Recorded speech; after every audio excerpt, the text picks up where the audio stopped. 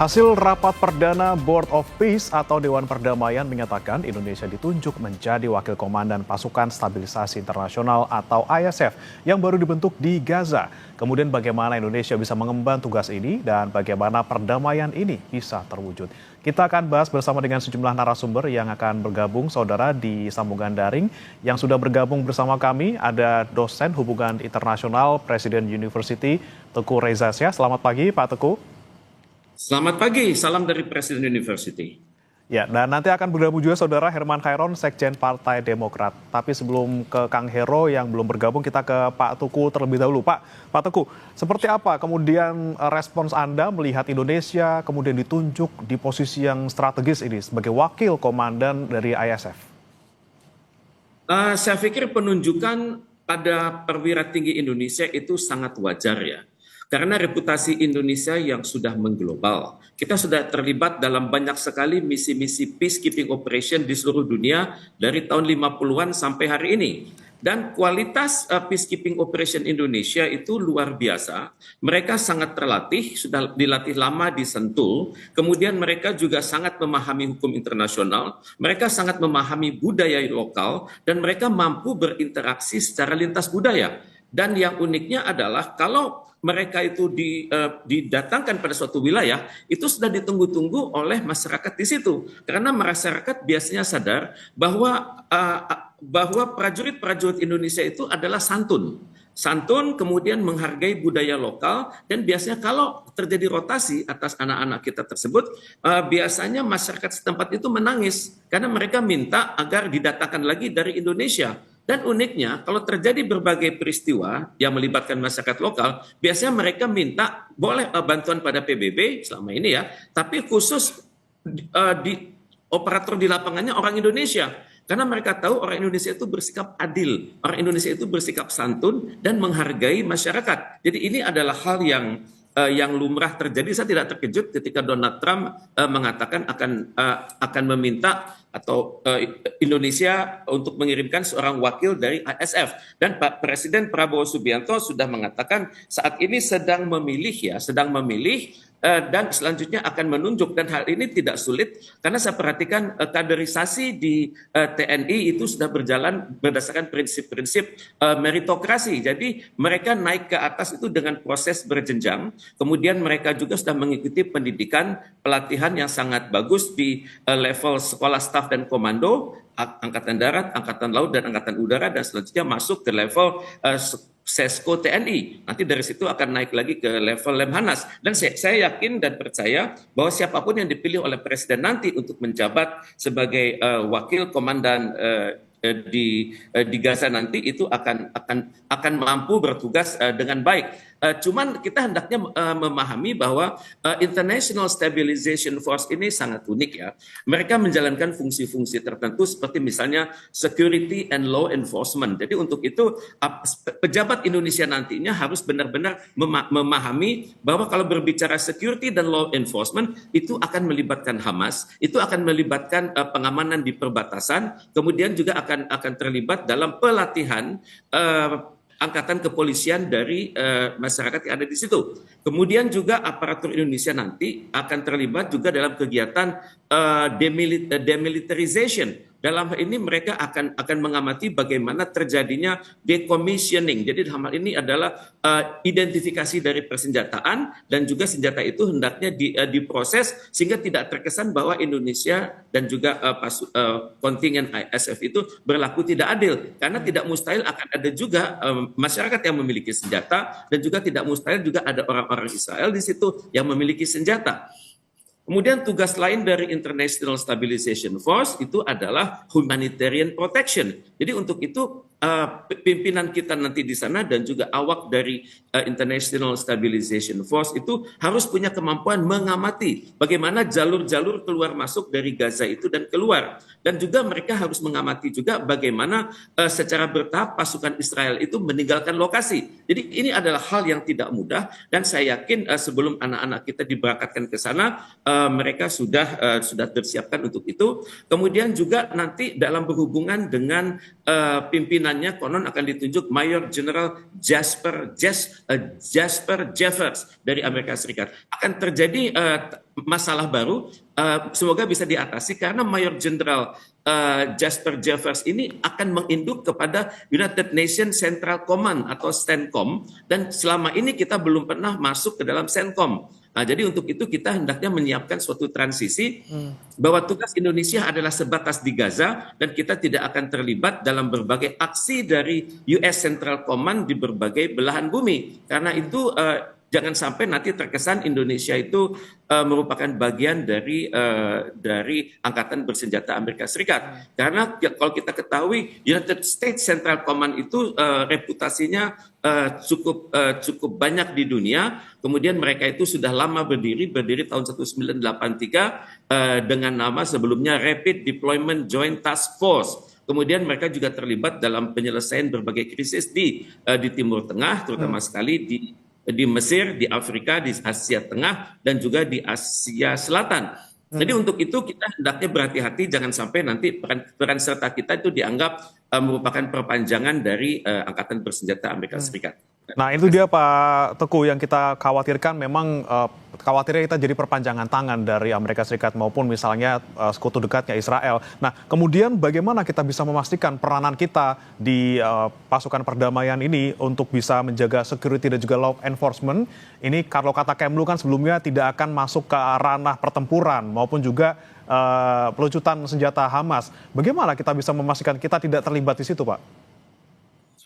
Disinilah perlunya dan juga pentingnya Indonesia berada di Board of Peace itu sejak dini. Karena dengan kita berada sejak dini, kita bisa membangun kerangka pikir, kerangka job description, kerangka job specification dari stabilization force ini, dan juga terutama sekali bagaimana hubungan antara seorang komandan dan wakil komandan. Dan karena komandannya adalah berpangkat bintang 2, tentunya kita juga harus menunjuk seseorang dengan pangkat bintang 2 tapi juga junior misalnya ya. Kemudian juga kita harus memikirkan secara psikologis, karena kalau kita menunjuk seorang bintang 2 yang lebih senior daripada Mayor General Jasper Jeffers, itu akan ada masalah psikologis. Karena di masa lalu dalam penunjukan seorang pimpinan dari UN Peacekeeping, kita pernah menunjuk seorang jenderal namanya Rais Abin. Tapi ternyata belakangan diketahui begitu jenderal kita bintang 1, ternyata di sana itu pangkatnya sama. Ternyata pimpinannya adalah bintang 2. Jadi agar terjadi efektivitas, maka kita naikkan dulu pangkat dari jenderal tersebut.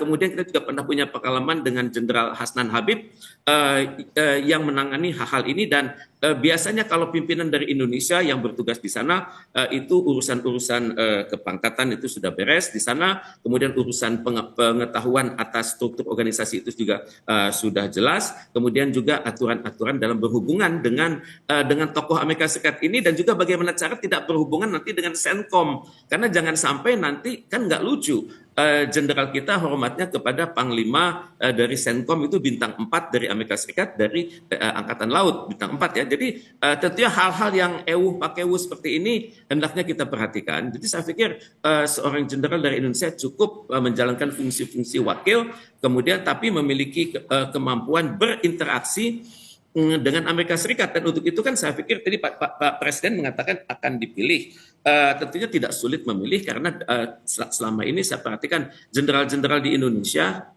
itu sudah terbiasa mengikuti program-program pelatihan di Amerika Serikat. Misalnya di Fort, namanya Fort ya, Fort Leavenworth, Fort Bragg. Kemudian itu sudah biasa kita perhatikan, misalnya di masa lalu Pak Prabowo sendiri pernah berlatih di Pangkalan Amerika Serikat, kemudian Presiden Susilo Bambang Yudhoyono pernah juga berlatih di sana, dan biasanya perwira Indonesia kalau berlatih di luar negeri itu rankingnya selalu tinggi, karena memang kita memilih prajurit-prajurit dan juga perwira-perwira yang sangat berkualitas, karena mereka membawa nama baik bangsa Indonesia. Jadi saya tidak kaget kalau nanti ada wakil komandan dari Indonesia itu akan berperan sangat aktif dalam berbagai forum-forum internasional di lingkungan International Stabilization Force dan juga di lingkungan PBB selanjutnya. Menunjukkan komandan yang pas ini juga harus diperhatikan tentunya untuk tadi menjaga keseimbangan antara komandan juga wakil komandan di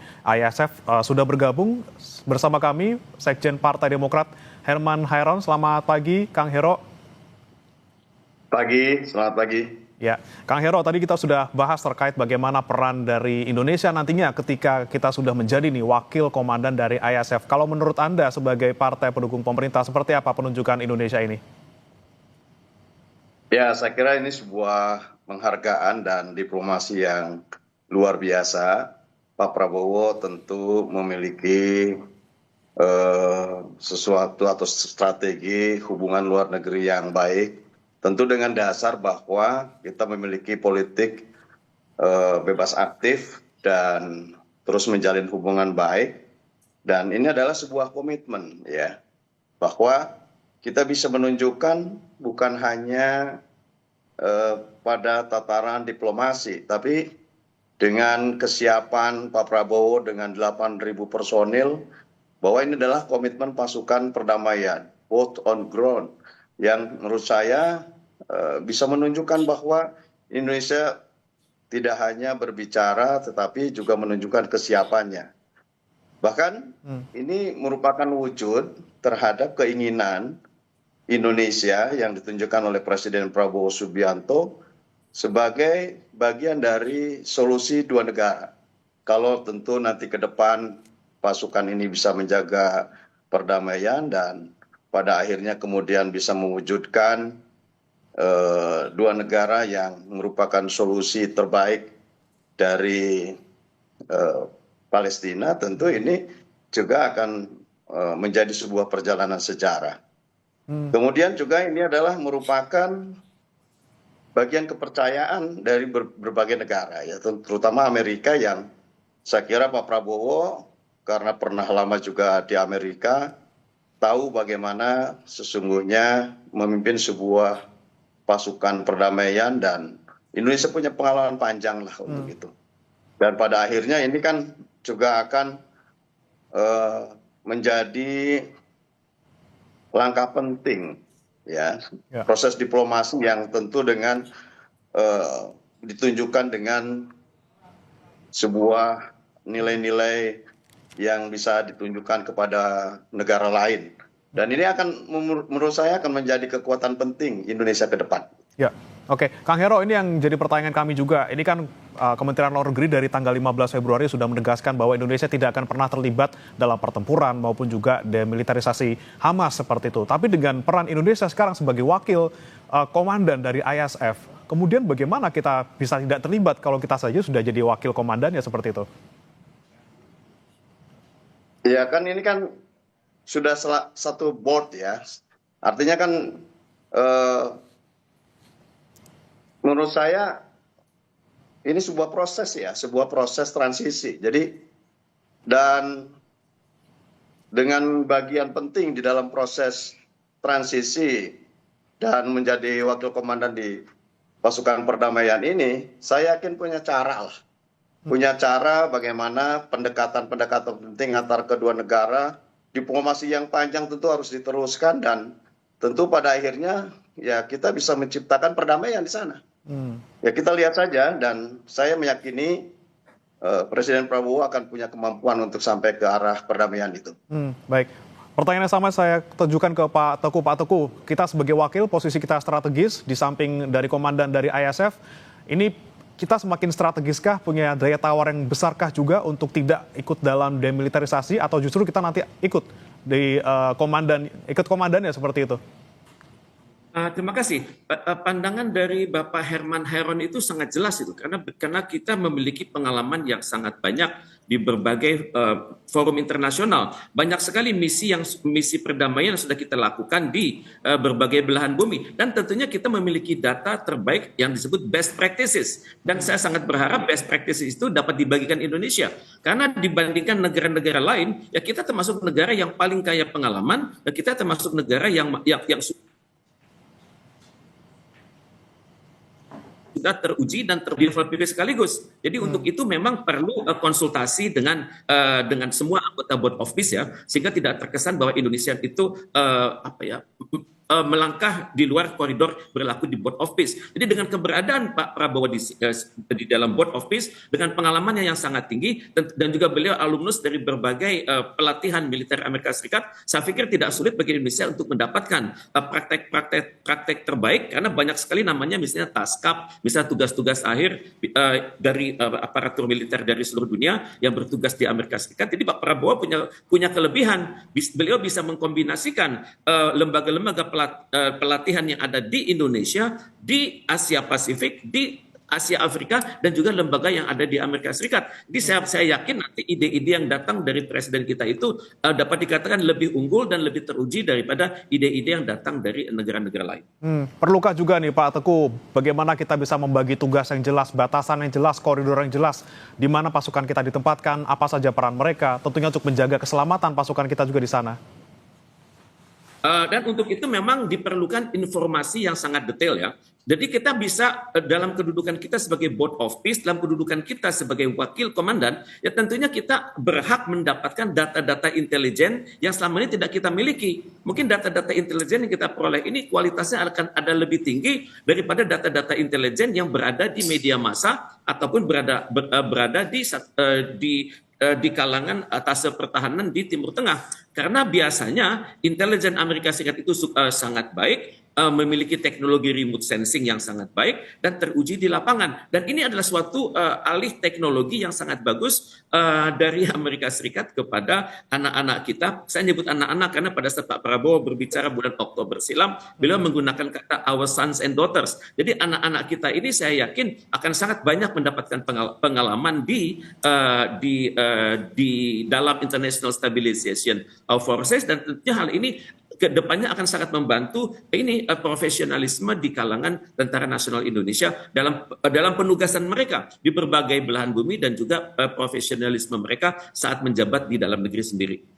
Baik, informasi intelijen sebagai wakil komandan ISF tentunya akan didapatkan Indonesia, tapi saya mau ke Kang Hero dengan kita sebagai wakil lagi-lagi gitu ya, dengan banyaknya informasi intelijen yang bisa kita terima, kemudian juga bisa memastikan posisi-posisi kita di mana saja, batasan-batasan kita di mana saja. Ini bagaimana kita bisa menjamin keselamatan pasukan kita di sana, Kang Hero? Ya, kita bisa melihat dulu ya dari sebuah tujuan bahwa apa yang hari ini diberikan kepercayaan kepada Indonesia ini merupakan keberhasilan dalam penguatan soft power dan kepemimpinan global. Ini dulu yang penting.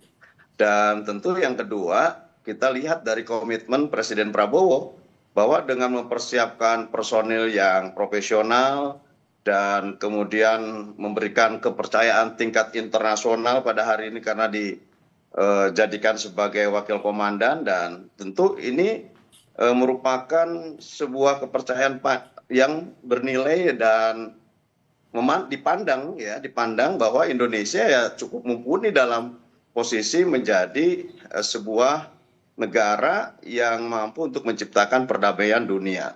Peran aktif ini tentu akan memperkuat posisi Indonesia dalam forum-forum multilateral lainnya, termasuk menurut saya dalam upaya bagaimana mereformasi Dewan Keamanan PBB di masa depan.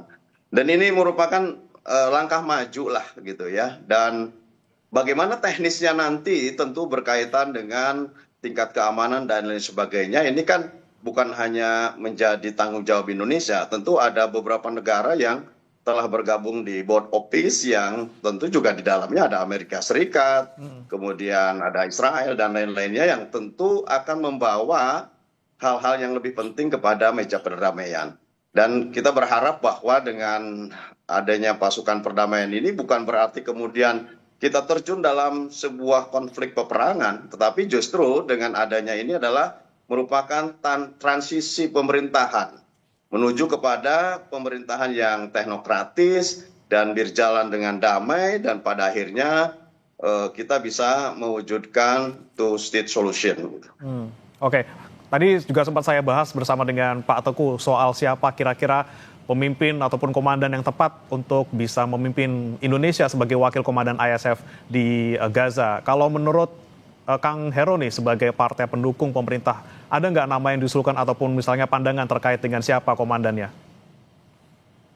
Saya kira banyak pilihan ya, dan tentu kalau melihat dari perjalanan sejarah, Pak SBY sendiri pernah menjadi komandan pasukan perdamaian di beberapa negara yang saya kira dari pengalaman-pengalaman panjang kemudian bisa didiskusikan dengan Pak Prabowo yang juga punya pengalaman panjang di dalam dunia militer dan bisa menilai sesungguhnya siapa. Tentu ini kita serahkan saja profesionalitas kepada pimpinan negara ini untuk menunjuk siapa yang tepat untuk bisa memimpin pasukan perdamaian dari Indonesia dan tentu akhirnya ini bisa mewujudkan misi negara bersama dengan negara-negara lainnya yang pada akhirnya bisa menciptakan perdamaian dunia.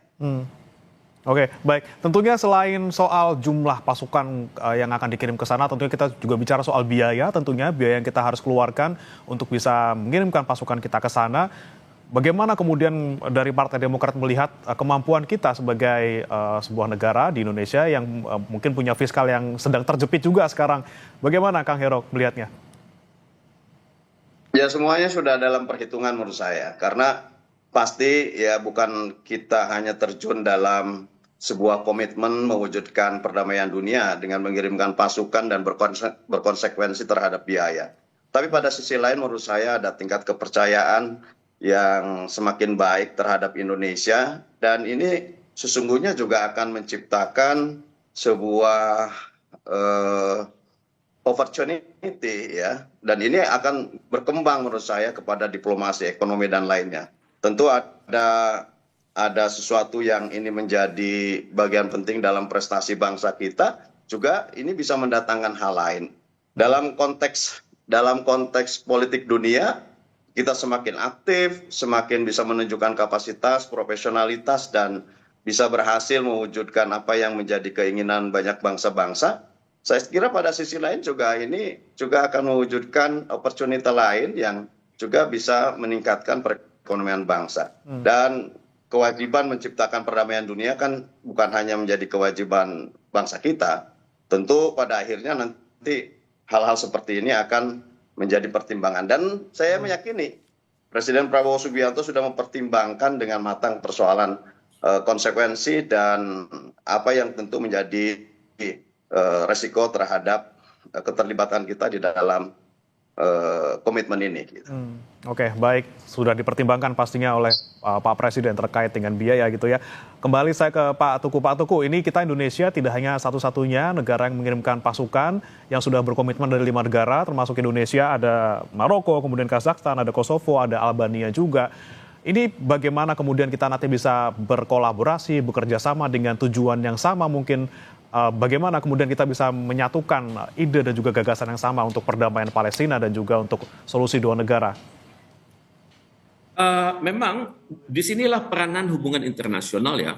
Kita memiliki hubungan baik dengan negara-negara tersebut di level bilateral, misalnya dengan Maroko, dengan Albania, dengan Kosovo, dengan Kazakhstan. Dengan adanya hubungan baik tersebut, maka kita sudah mengerti bagaimana proses perkembangan militer dan kepolisian yang ada di sana. Bahkan kalau nanti misalnya dari Turki juga akan ada timnya, kita juga sudah memiliki hubungan yang baik dengan Turki, apalagi di dalam berbagai forum-forum kerjasama bilateral dan juga MIKTA misalnya.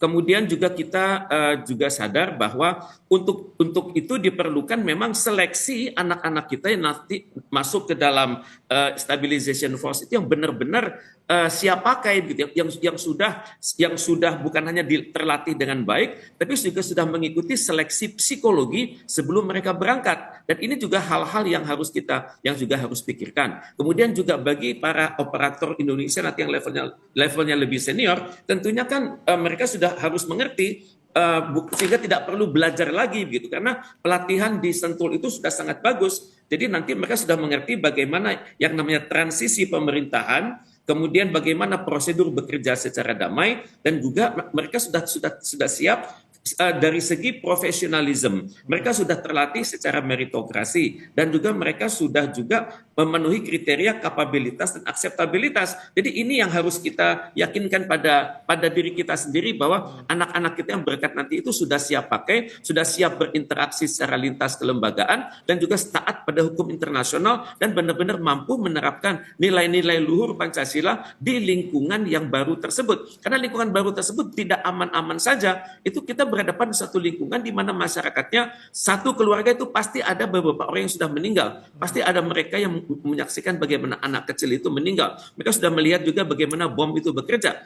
Dan juga harus diperhatikan nanti anak-anak kita yang bertugas di bidang ZENI itu harus berhati-hati sekali. Kalau berurusan dengan puing-puing bangunan, itu barangkali suasana kejiwaannya akan lain. Kemudian juga di bekas-bekas wilayah yang sudah dibom tersebut, tidak mustahil itu masih ada bom yang bekerja. Kemudian juga tidak mustahil masih ada sisa-sisa kimia yang sangat berbahaya. Jadi untuk itu mohon Indonesia benar-benar mempersiapkan tim Indonesia sehingga benar-benar siap datang ke sana dan siap bertugas dan siap untuk berprestasi. Dan untuk itu saya berharap ini merupakan suatu lahan buat diplomasi publik Indonesia di level internasional. Karena belum pernah kejadian kita datang kepada suatu misi yang luar biasa ini, dan yang masih banyak dipertanyakan oleh kalangan PBB sekaligus. Dan untuk itu tentunya kita harus benar-benar serius, karena kalau kita perhatikan hari ini PBB itu masih mengadakan pertemuan sampai kemarin, mereka masih membahas situasi di Timur Tengah, dan mereka juga mengkritisi gejolak yang terjadi di West Bank. Jadi kedepannya saya pikir Board of Peace yang ada Indonesia juga sudah berbicara juga, bukan hanya soal Gaza, tapi juga perkembangan di West Bank yang sangat mengkhawatirkan. Oke, baik. Terakhir saya ke Kang Hero. Kang Hero, tadi sempat disebutkan juga oleh Pak Teguh, bagaimana kita bisa mempersiapkan 8.000 pasukan kita untuk bisa berangkat ke sana dalam keadaan siap, baik secara fisik, psikologis, juga maupun teknis. Masukan Anda untuk pemerintah? Ya. Semoga ini bisa dijalankan misi ini dengan baik, ya, dan tentu ada manfaat penting bagi kita.